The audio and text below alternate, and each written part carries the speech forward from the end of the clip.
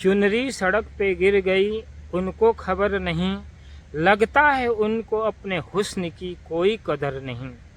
हमने कहा संभलिए अपनी चुनरी उठाइए, वे बोली बदनीयत तेरी अच्छी नजर नहीं। काश इस संसार में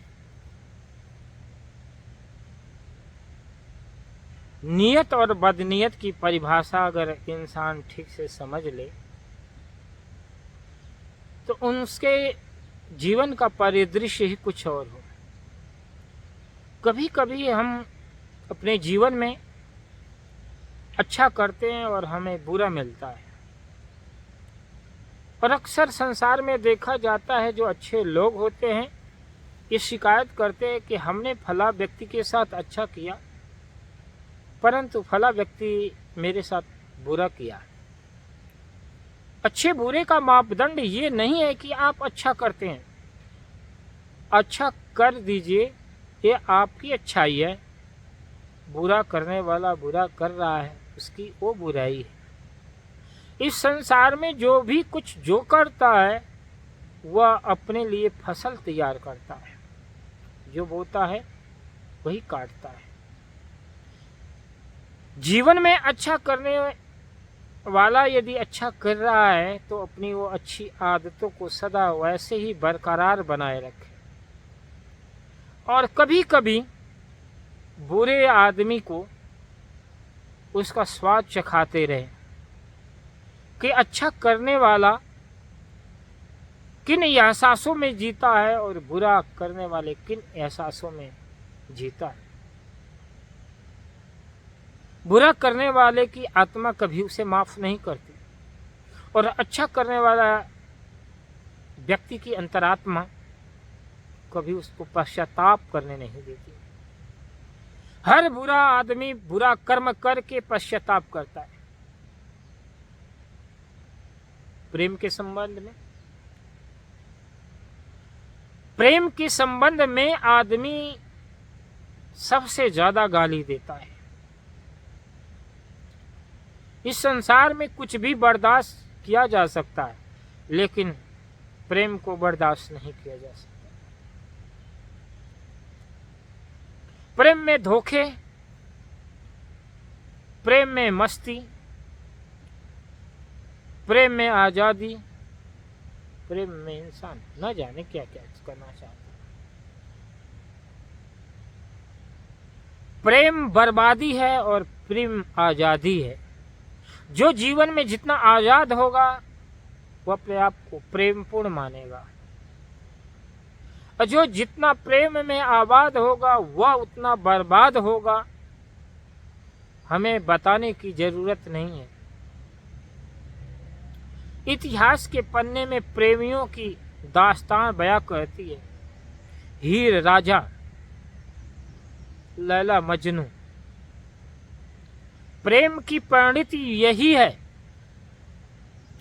इस दुनिया में तो कितने लैला मजनू गली गली में घूम रहे हैं। एक लैला मजनू जो इतिहास के पन्ने में है, दफन किया हुआ है, लेकिन यहाँ पर तो कितने मजनू हैं। यहाँ पर लैला और मजनू एक दूसरे को का गला पकड़े हुए हैं।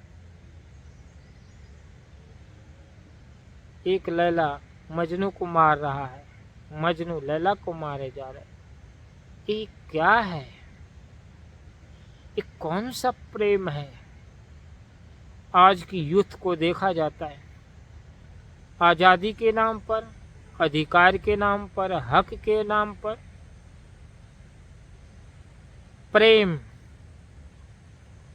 प्रेम सभी चाहते हैं। प्रेम को जीना सभी चाहते हैं, प्रेम को सभी जानना चाहते हैं, लेकिन आजकल यह प्रेम बेबूझ कहानियां क्यों बनी जा रही है? क्या एक लड़का किसी से प्रेम कर रहा है, किसी युवती से, किसी लड़की से, वह प्रेम उसको कौन सी मंजिल देगा? एक प्रेमी और एक प्रेमिका कि जीवन कहानी क्या कहती है। वो साल 2 साल के बाद में अपनी जीवन कहानी से इतना ऊब जाते हैं, इतना ऊब जाते हैं कि जो प्रेम की आज़ादी है वह परम बंधन प्रतीत होने लगती है। क्या इसको हम प्रेम कहें? जो प्रेम की आज़ादी हमें बंधन प्रतीत होने लगे, वही प्रेम हमारे जीवन की सबसे बड़ी बर्बादी है।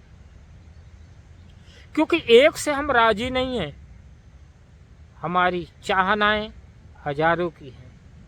हम एक को पा लेते हैं, फिर दूसरे से प्रेम चाहने लगते हैं। हमारी चाह एक से पूर्ण नहीं होती। ये हमारे चरित्र का, हमारे नैतिक पतन का सबसे बड़ा मूल कारण है, चाहे स्त्री हो या पुरुष हो।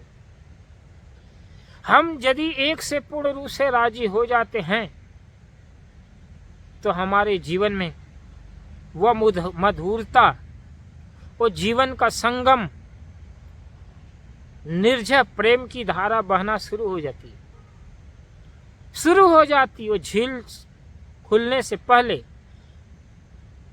दो प्रेमी जब प्रेम में होते हैं तो कितने जाने वादे करते हैं, कितने कस्में खाते हैं, लेकिन 6 महीना, साल भर, 2 साल पर रहते रहते वो सारे वादे, सारे संकल्प तोड़ने को आमादा आ जाते हैं। किसी की शकल सूरत देखने को पसंद नहीं करते। जो शक्लें खूबसूरत दिखती थीं, एक दूसरे से रातों रात गुफ्तगू करती थी, साल 2 साल के बाद में वो एक दूसरे को मारने और मिटने को राजी हो जाते। एक कैसा प्रेम भाई! आज के प्रेम को आत्ममंथन की जरूरत है, आत्मचिंतन की जरूरत है। आज का प्रेम वास्तविक प्रेम नहीं है, ये भावनावेश, भावना आवेग है, भावनाओं का आवेग है। जो भावनाओं के आवेग में जीता है वो चुल्लू चुल्लू भर जीता है। प्रेम तो तुम्हें मस्ती में लाएगा ही लाएगा, लेकिन वो मस्ती को तुम बरकरार नहीं रख सकती, क्योंकि तुम्हारे अंदर के जो हृदय हैं, उस हृदय के जो पत्थर हैं वो तोड़े नहीं गए हैं। हृदय के जो पत्थर हैं, वो पत्थरों को तोड़ने के बाद भी झील फूटेगी।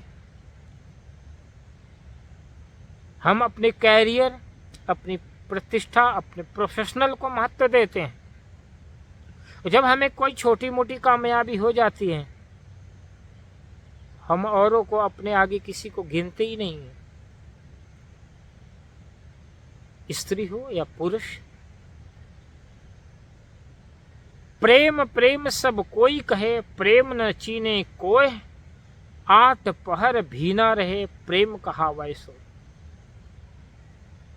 एक रस निरंतर, जिस तरह झरने निरंतर बह रहे हैं, नदियों में एक नवीनता है, निर्झर नदियां बहती चली जा रही हैं, एक रस बहती चली जा रही हैं। प्रेम को भी एक धारा दो, कभी बाढ़ आ जाएगी, कभी सूखा हो जाएगा, कभी धाराएं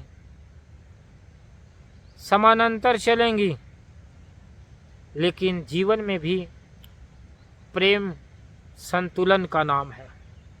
तुम्हारे अंदर भावनाओं का आवेग आए, आक्रोश आए और तुम अपने संतुलन को खो दिए तो प्रेम को नहीं जी पाओगे। घर गृहस्थी परिवार में अक्सर देखा जाता है, जब भावना आवेश में होता है तो प्रेम प्रदर्शित करता है। जब उसके जीवन में सामाजिक, पारिवारिक और तमाम प्रकार के असमानताएं आने लगती हैं तो वह प्रेम की कुंठा से भर जाता है। जब वो कभी अपने अंदर अपनी बहुत सारी उपलब्धियों को और अनावश्यक चीज़ों को महत्व देने लगता है तो प्रेम को इग्नोर करने लगता है। प्रेम भावनाओं का आवेश नहीं है। प्रेम है भावनाओं को की समझ, गहरी समझ। जो व्यक्ति अपनी भावनाओं की गहरी समझ रखने लगा वो प्रेम को समानांतर जीने लगा। जो प्रेम को समानांतर जीने लगा उस व्यक्ति की जिंदगी कभी बर्बाद नहीं हो सकती। भावनाओं को समानांतर जीने दो, बहने दो। प्रेम को एक रस जियो तो आपके जीवन में कभी भी उतार चढ़ाव नहीं आ सकता। अगर जीवन में उतार चढ़ाव आ रहा है, भावनाओं का आवेश आ रहा है, विकारों का प्रबल वेग आ रहा है, उस समय अंतर्निरीक्षण करें। भावनाओं के वेग को समझें और अंतर्निरीक्षण करें। आपका भाव का आवेश कुछ समय के लिए होगा, निरंतर नहीं होगा, लेकिन जो आपकी स्वाभाविक मनोवृत्ति है वह स्वाभाविक मनोवृत्ति अपने मधुर संबंध को बनाए रखने में निरंतर अभ्यासरत रहते हैं तो आपका जीवन प्रेमपूर्ण होगा, सुखद होगा, शांतिपूर्ण होगा। मेरा मानना है कि आप अपने जीवन में भावनाओं को महत्व देंगे, लेकिन भावनाओं के आवेश में आकर कोई भी गलत कदम नहीं करेंगे। इसमें भावनाओं के आवेश में आकर के आप अपनी ही जिंदगी बर्बाद नहीं करते हैं। भावनाओं के आवेश में आप दो प्रकार की और दो लोगों की जिंदगी बर्बाद करते हैं। और दो लोगों की जिंदगी ही नहीं बर्बाद करते हैं, आप पास के संबंध रखने वाले लोगों के जीवन में जो आप संकट पैदा करते हैं वो किसी समस्या से कम नहीं है। ये बहुत बड़ी समस्या है, ये सामाजिक समस्या है। समाज का एक जिम्मेदार नागरिक बने, परिवार का एक जिम्मेदार सदस्य बने। इसलिए अपनी भावनाओं को, अपने मनोवेग को, अपने व्यवहार को, अपने विचार को सम्यक बनाएं, संतुलित बनाएं।